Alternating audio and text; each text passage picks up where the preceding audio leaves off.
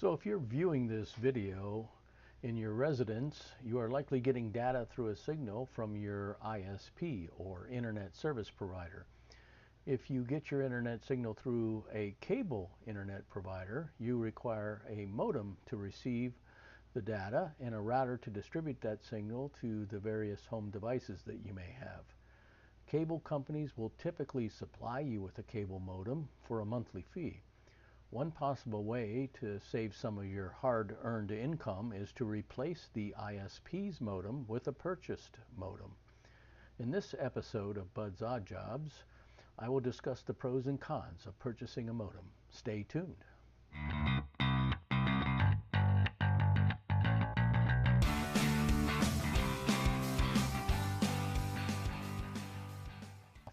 Let me say that purchasing a modem comes with the responsibility to troubleshoot any potential connection problems that occur and/or any hardware problems that may result in modem failure. If the challenge of tackling these issues may cause you anxiety and you do not have a go-to person that can help you troubleshoot, then you may want to keep your leased modem. I will not be responsible if you do not experience the same level of satisfaction that I have gotten from switching out my lease modem to a purchase modem. With that said, let's talk about the benefits of purchasing a modem. So if you think that purchasing a modem might be a right decision for you, before getting your hardware, let's first confirm that your modem is leased.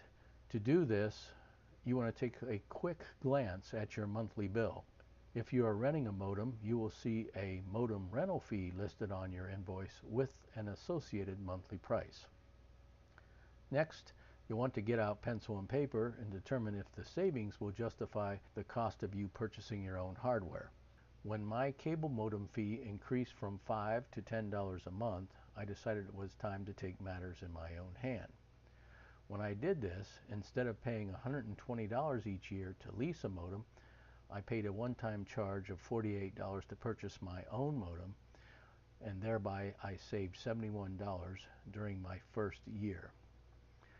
If you decide that you want to buy a modem, you should call your ISP or check with your provider's website for a list of approved modems. For me, I just made the decision to purchase the exact same model that was installed by my provider. That way I could be confident that my purchased modem would be compatible with my ISP. When buying a modem, be aware that many ISPs require DOCSIS 3.0 modems or higher, depending on their speed internet tiers. So what is DOCSIS? DOCSIS is an acronym meaning Data over Cable Service Interface Specification. DOCSIS is a telecommunication standard used to provide internet access via cable modem. It is important because it is the key element in providing modem manufacturers and network service providers a common method for products to work together in a predictable manner.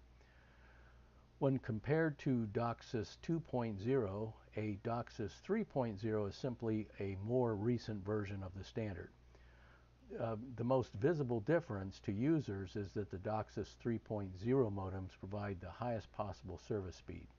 That is why many service providers require DOCSIS 3.0 modems for their higher speed service tiers. With your compatible modem in hand, simply follow your ISP's instructions for activating the modem.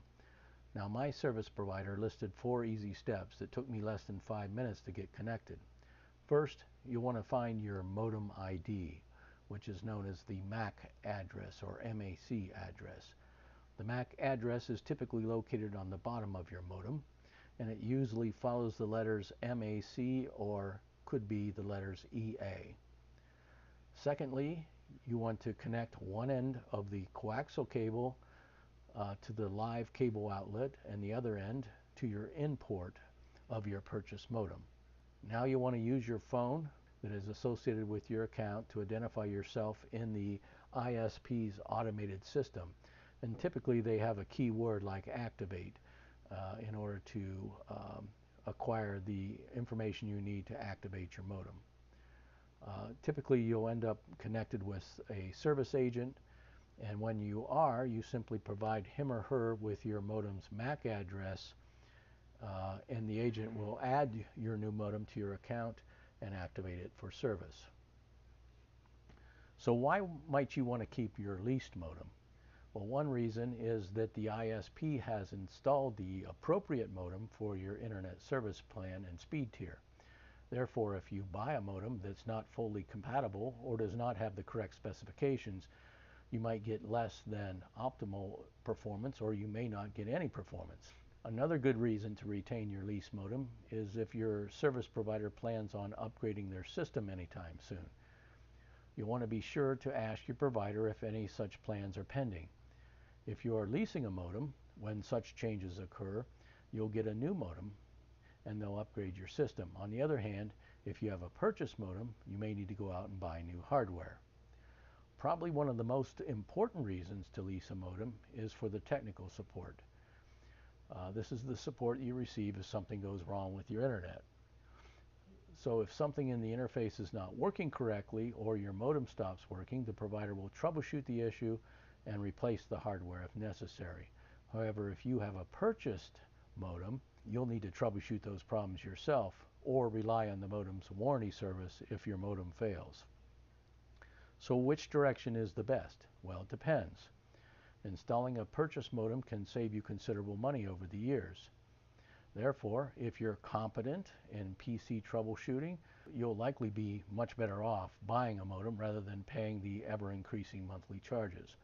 However, as I stated previously, you must be both willing and able to troubleshoot any possible connection problems, as your cable company may be quick to blame the problems on your purchased hardware. When it comes down to it, you simply need to calculate the savings and determine whether the switch is best for you based on your comfort level. For me, the decision to purchase rather than rent was an easy one to make. I hope you found this video helpful. If you did, give me a thumbs up. If you certainly have any questions, don't be afraid to ask, and I'll see what I can do to help you out. Thanks for watching.